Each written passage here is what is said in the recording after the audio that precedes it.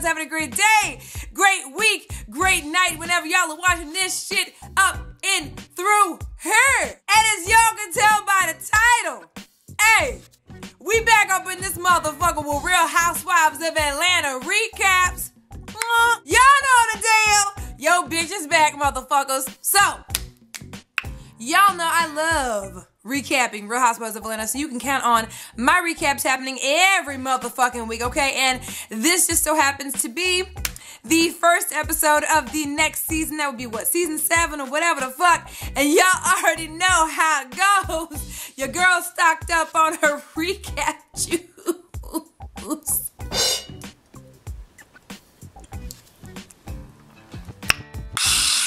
Delicious. Y'all know the deal. I recap the show as I watch the motherfucker, and we go ahead and go toe to toe and flow as so. Here we go. Let go. So y'all know how the first episode of the season typically goes. They let us know what the fuck these motherfuckers have been doing since last season or whatever. So of course the first person of the episode to show the fuck up is Nene and her little minion. And that would be Greg, her husband or whatever. Her has-been, whatever the fuck. And so it turns out, you know, she's been asked to MC the Cirque du Soleil show. And she was going in for a little wig fitting, a little makeup job or whatever the fuck. And her little minion side just go ahead and go along with her and shit. And she's sitting there talking to the dude, talking about, you know, how it is to be the mogul that she is, because she sings and she acts. She's a mogul in the making and on some real shit. I don't know about the acting shit.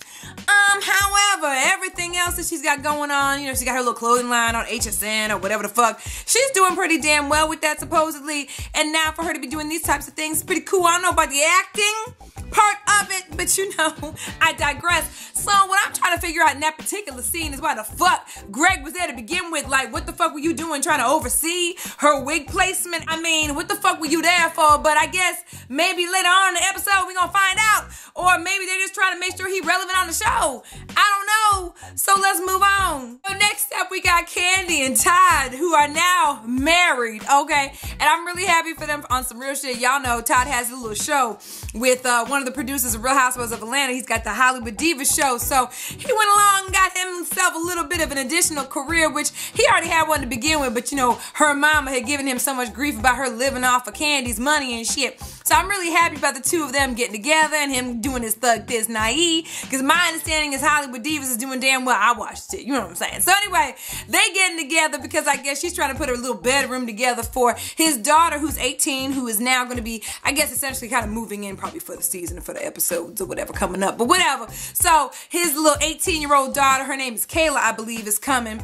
And she's going to be staying with them or whatever. You know, whole thing with Kayla, which I didn't even know he had a daughter. Okay, I had no idea until this episode, unless I missed the shit. But I guess he didn't know that he had a daughter till she was about 5 years old. So that was a lot of shit obviously going on with that. I guess Candy was trying to ask Todd what he plans to do with her, and you know, is she gonna have a car when she comes in? And you know, are you gonna give her the Range Rover that you got? And he's like, nah, motherfucker. She needs a Honda, a Accord, a Toyota Camry, some regular ass shit. And you know, they kind of seem to differ in regards to parenting styles or whatever. I guess, you know, she's like, well, give her the reins that you had. And he's like, I need her to work for the shit. Like, shit ain't like Riley, you know, your daughter, like where you got like her in an apartment in your house, like y'all. And when they showed her little area where she lives, I'm like, damn, this motherfucker chilling in like a motherfucker. Like, most of us who live on our own in our own houses or in our own apartments don't have as much as Riley's got in her place. But anyway, I guess they differ in their parenting styles or whatever. So we're going to see how that all goes. We move on to probably one of the most intriguing storylines that I'm be looking for in this particular season of Real Housewives of Atlanta, and that would be Phaedra and Apollo, okay? So we go on to Phaedra, who is now in a hotel with her 2 babies, okay? And by the way, a nice-ass hotel room with an upstairs and everything. Like, I don't know what kind of hotel room that is, but holla at your girl and let me know. So if I go to Atlanta, I know where to stay. But anyway, so her mama comes and visits or whatever, and I guess she done brought her children over to the hotel to get out of the house because she's saying that she didn't want no paparazzi taking photos of her babies or whatever during this time because he's about to go into sentencing or whatever. Y'all know the deal with Apollo. That pretty motherfucker decided, you know, he wanted to go ahead and continue his whole life of crime and continue to do these little shell companies and shit. So the motherfucker done got his ass in trouble for mail fraud, bank fraud, wire fraud, whatever the fuck fraud, but the motherfucker's just a fraud, okay? And so he's about to go into sentencing, so she went ahead and said, you know what, I'm finna go to a hotel. I'm finna take these kids away from her. And so now he's kind of in the house by himself. He's getting ready to go into sentencing. And his whole situation is, look, I'm not a murderer. I'm not a pedophile. My crime is fixable. Nigga, what the fuck is fixable about what the fuck you did? Your motherfucking ass stole millions of dollars from motherfuckers, okay? I don't know how the fuck you feel that shit is fixable, considering the fact that your motherfucking ass got caught for the very same thing the very first time your motherfucking ass went to jail. So again, I'm trying to figure out how the fuck is it fixable, and how did you not think that that wouldn't be considered a major crime? Either way, the reason why his ass got caught is because his co-conspirator got herself in a little bit of a bind and decided to rat his ass out, which I don't know why the fuck he would think that that shit wouldn't have happened. So in other words, your ass should have double checked to make sure that she was cool like you was cool, dropping that $8,000 on them motherfucking strippers. But we ain't gonna talk about that shit. So I guess he's over at the crib trying to get ready for sentencing and shit, and he's upset because she done took kids, and that the person who was supposed to have been ride or die for him, who was supposed to love and cherish him, is what he said, decided to go ahead and leave his ass to the dogs as he's about to go into sentencing and shit, which, let's be real, the bitch is a lawyer. What the fuck is she gonna do supporting his criminal ass, considering the fact that she already married this motherfucker after he done got out of jail, which we won't even go into. But you know what? Let me talk about his brother who showed up at the house, though, okay? His brother who is by the same mother and different father, okay? As he walked up on the house, did anybody else peep the fact that this motherfucker walked like he was a criminal his motherfucking self? This nigga was walking up to the door to come and see what was going on with Apollo, and he all looking over his shoulder as he walking down the street. I'm like, nigga, do you have a criminal past? Apollo had a little bit of a breakdown because, you know, he loves his kids and he ain't gonna see his kids no more, and he hasn't seen his kids in a while. He may not see his kids before he gets sentenced. Let's be real. At this point, he don't know what he's gonna get. It's punishable up to 30 years, and y'all already know he done got, you know, punished for 8. So anyway, we go on to Phaedra, who's talking to her mama, talking about how, you know, she just felt like this wasn't the opportunity to have the kids around, and she didn't want to support his behavior, and how am I going to be a part of that? I thought his ass had changed, and I had thought he had changed his ways, and he's doing the same shit over again. She talking to her mama, talking about everyone looking at me all sideways, talking about I probably had some shit to do with the shit, and with everything I got going on, me being a full-time student and all these careers, I don't have no time to be in no mess like this and shit. I just had to believe that my husband was doing the job that he was supposed to do. And I'm like, hold up, bitch. What the fuck job did he have in the first motherfucking place? Did any of y'all motherfuckers watching this shit right up and through here know any kind of job that Apollo had at any point in time during any season of Real Housewives of Atlanta? I just want to know what job she thought that motherfucker was doing. I'll wait. If y'all know, comment down below. I know last season, I didn't see not a damn motherfucking thing. All I know is that nigga was out here throwing dollars on strippers' booties. That's all I know. And again, y'all know how I feel about the fact that even though I know Phaedra's trying to stay as far the fuck away from this as possible, considering she's a lawyer, there is no damn way in hell her motherfucking ass didn't think some shiesty ass shit was going on. Bitch, what the fuck job was his ass doing is what I'm trying to figure the fuck out. I know last year he tried to make it seem like he done built his house brick with mortar. Bitch, the motherfucker ain't no damn contractor. Let's be real about that shit. What the fuck did you think his ass was doing? We're gonna go on to Kenya and Cynthia of all motherfucking people. Okay, so y'all already know. Cynthia and Nene already were kind of on the outs, on the way out the door of last season. Nene had said something about Cynthia flip-flopping and that she goes and blows anywhere the wind goes. And ever since then, Cynthia's really been cool on Nene. So I guess she's got to try to find an ally this particular season, and she decided to go ahead and befriend Kenya's ass. Okay. So she shows up at Kenya's house. Kenya, I guess, has been on this 3-month vacay or whatever, trying to get away from Atlanta because ever since she done got her ass beat by Portia on the reunion of Real Housewives of Atlanta last season, she said it was humiliating and that she was devastated by what happened thereafter, okay? So they sitting there talking, shooting the breeze, and they go on to Miss Portia, okay, who is getting ready to launch her hairline. If you guys don't know, she's got some extensions that she has available for purchase. And so she was doing some promo shots for that shit. She's done a lot since this past season of Real Housewives of Atlanta. She's actually on some show with Ricky Smiley or whatever the fuck, and she's been doing her thing, working and doing that type of shit. I've actually checked it out, and she's actually cool on the show. And anyway, she was doing a little promo shot for her hairline. Candy comes in, and she's all walking up as she sees Portia in this swimsuit, this little sexy number or whatever. Now, we already know Portia had body, okay, but she done got herself some new titties. And with the titties and all that ass, if you saw her backside, they showed her little backside as she was hugging Candy. And I was like, let me go ahead and touch the cakes. You know what I'm saying? Like, they were nice and plump and delicious. Like, you know, anaconda ass. You know, but, you know, we not going to talk about that no more. Candy felt the need to ask a little bit about the fact that she done got her little new titties. So Candy gonna be like, I was just about to ask you let anybody suck on those new titties. Meanwhile, back at the ranch, Kenya's talking to Cynthia, talking about how she was so devastated by when Portia beat that ass. So here she go talk about some. I feel like everybody ganged up on me. Bitch, if you don't sit your ass down somewhere. So we got Apollo. He's on his way over to his sentencing where he's going to find out how long he's going to be in jail for, okay? He's hoping he gets under 10 years, all right? And he's on the phone with Todd on the speakerphone in the car, and I guess Todd's like, hey, man, get on your knees and pray. Pray to God that he gives you mercy and that you're able to at least get under the amount of time you hoping for so you can be there for your kids, you know? So I guess he done got sentenced to 8 years, which we already know, all right? Went ahead and did a couple of interviews and shit. And I guess afterwards, him, his mom, and Michael, his brother, go to dinner. And they're just asking him, well, how do you feel about the verdict and the number of years you got sentenced for? And, you know, I felt bad for the brother, especially because he wearing that big-ass beard, and he kind of fine with that shit. Like, y'all see how thick his beard is with the, you know, and he looking fine as wine and shit. I already told your ass what his robe was supposed to be. His ass should have just stayed on the sidelines. What I say, looking pretty, being that pretty motherfucker, but he wanted that high life, you know, that fast life, and his ass decided to do that shit again, but whatever. So, him and his fine, pretty self with the beard and everything, looking all extra sexy, goes on to let us know that, I mean, it's kind of like a burden off my shoulders. Even though you kind of go to another deprivating situation, know what I mean? I was there, okay? When his ass said he had the burden off his shoulders and shit, and then the motherfucker decided to speak a little extra English, because y'all know he be trying to sound all educated, and the motherfucker don't know what the fuck he talking about. Using words that don't make no damn sense. Talking about some, then you go into another deprivating situation. Nigga, do you know what the fuck you saying? You know what?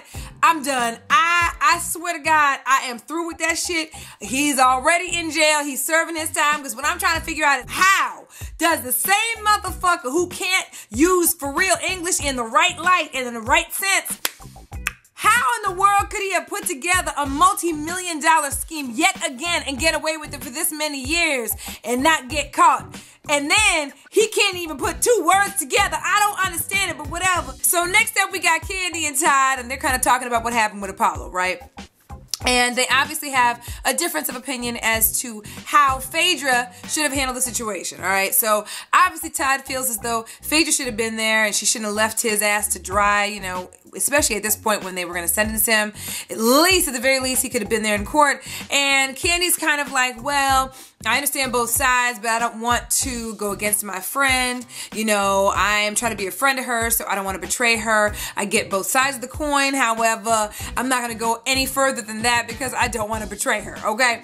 So anyway, I guess Apollo shows up at the candy factory, okay? So he's sitting there coming in, ready to talk to Todd about what, you know, what just happened and shit. And Todd's like really heated about the fact that Phaedra should have been there for his sentencing at the very least. Now, I'm curious to see what y'all think because in watching this, even though I know what the fuck Apollo did was wrong, okay? But I am not gonna lie. Phaedra's ass decided to go ahead and marry his ass even after his criminal past. And even though I know she probably wanted to believe that his ass wasn't going to do that shit no more, but you cannot sit here and necessarily act as if you didn't think that there was a possibility that that shit could happen again, right? Knowing that when you met him, his ass had just gotten out the damn, you know what I'm saying? Like, he had just gone through that shit, all right? So the fact that now all of a sudden you just like, okay, I'm trying to protect my image, like, motherfucker, your ass was a lawyer when you decided to marry his criminal ass to begin with. So now you worrying about your reputation? I don't know why it was so different now than it was back then, motherfucker. So I'm not gonna lie and say that I don't feel a little bit bad for him in the sense that they weren't really there for his sentencing, okay? So Todd is expressing the fact that he's not really happy with how Phaedra handled the situation. So they were talking about that. Then we move on to Phaedra and Candy, who are now talking as well after the sentencing. And, you know, Candy came over to Phaedra's house and shit. And I guess Phaedra's like, yeah, I don't really know what's going on. I don't know how I'm going to handle everything from this point forward. I just want to make sure I'm there for my babies. And Candy's like, well, you didn't think that you should have been there? And Phaedra's like, I really didn't know what I was supposed to really be doing at the time. I mean, I just want to be there for my kids. And shit, I drive slow because I'm trying to make sure that I don't have no problems because I'm going to be by myself taking care of my kids. And, you know, what kind of future will they have if I'm not there? And Candy was like, you know, I'm not really good at consoling, so do you, boo, right? And did anybody catch when Candy was talking about how Hillary was there for Bill Clinton when he was getting his dick sucked? And when I say she literally said when Bill Clinton was getting his dick sucked, they said dick sucked. Like, they aired the whole motherfucking sentence on camera. Like, did any of y'all catch that shit? I was like, damn. I mean, they might as well go ahead and unfilter television at this point. Just let the shit ride. Like, Bravo be like, fuck it though. So now we got Cynthia and Peter, all right, and they're in Cynthia's new Bailey agency again. Like, if this motherfucker moves the Bailey agency one more time, okay? So I guess she never let go of the original space she had, and so now she's got the Bailey agency in the original space that the motherfucker moved out of so that she could accommodate whatever the fuck building that Peter had originally tried to move them to begin with. Then the motherfucking landlord got foreclosed on, so her ass had to move her agency back to the original building. Thankfully, she didn't let it go. So Peter went ahead and brought over some sushi, and they were sitting there shooting the shit. And of course, you know, Cynthia's on the outs with Nene, so she's saying that now, since Nene's not really part of the equation, her relationship with Peter is a lot better, her business is a lot better, her life is a lot better, etc., etc. And of course, Peter asks to see if she'd be willing to go into business with him on the Bar 1 situation, because now Bar 1 is having to find a new space because, you know, the landlord was getting foreclosed on, etc., etc. So that's basically what happened with that shit, alright? So now we move on to now when Phaedra and Apollo meet up for the very first time after sentencing, okay? So Phaedra comes over to her crib, to their crib, alright, with her mama and their little son, Dylan, I believe is his name. And it was so sad. I'm not even gonna lie. This is when I started to feel bad for Apollo, alright? Just a little bit. I had a little, you know, like, oh, okay, for a little second. When he came over, he was like, Dylan, and he was putting his hand out, and he just had his hand out like Dylan, and Dylan wasn't really too sure, and I just felt like at that moment, Phaedra should have just given Dylan to Apollo. Like, I'm gonna need you to not make him feel like his son don't know his daddy. You know what I mean? And I just felt like at that very moment, that was kind of just a tad bit insensitive just for that very second. I felt bad for the kid. Like, that's still his son regardless of what the fuck he did. It's obviously he loves his kids, all right? So I'm not saying that what the fuck he did was right and his dumb ass wasn't, you know, obviously he wasn't thinking about his kids when he was doing that stupid ass shit, alright? But at the end of the day, they are his kids. So he finally takes the child from Phaedra. Now, here's what I have a problem with. I am not happy with the fact that they're having all of this conversation in front of the little boy, alright? Thankfully, they didn't have the other boy there, because obviously he would have been able to understand some of what was being said. So I'm happy they opted to not have him there. I still don't like the fact that the little baby was there, regardless of whether the fact he probably couldn't understand what they were talking about. But either way, they go on to talk about the sentencing. She walks in and he's like, what's up with you? And she's like, nothing. What's up with you? And I'm like, motherfucker, you know what the fuck's up with him? This nigga got sentenced to 8 years, nigga. Like, let's be real, alright? So Anyway, after he takes his son, they go on to talk about, you know, what happened. And she's just like, well, how do you feel? And he's like, well, how the fuck you think I feel? I mean, y'all asses abandoned me, left me in this house by myself. Y'all didn't even come to the court for the sentencing. At the very least, you know, I could have felt like, you know, I had a little bit of support. I mean, shit, we were in a relationship together. We were married. And you're supposed to be basically ride or die. We love each other. We got kids. At the very least, I could have played with my kids before I went to sentencing. Okay? So Phaedra's like, well, did you think about your kids before you did what you did? Right? And they start to argue, right? So they sitting here going back and forth and shit. And he's basically saying that essentially the reason why he felt as though he had to do what he is, you know, being sentenced for, okay, was because she kind of forced his hand in that regard, because any money that came into the household, she basically took every check and never let him really have any money, okay? So, and even at the beginning of the relationship, before they even got married, he was like, look, I'm in no position to live like you live. And she was just like, it's all good. Just pay some utilities and we great, right? So he just felt like he got shafted in the relationship. Like, look, I mean, you didn't give me no damn money, so I had to find a way to make my own, right?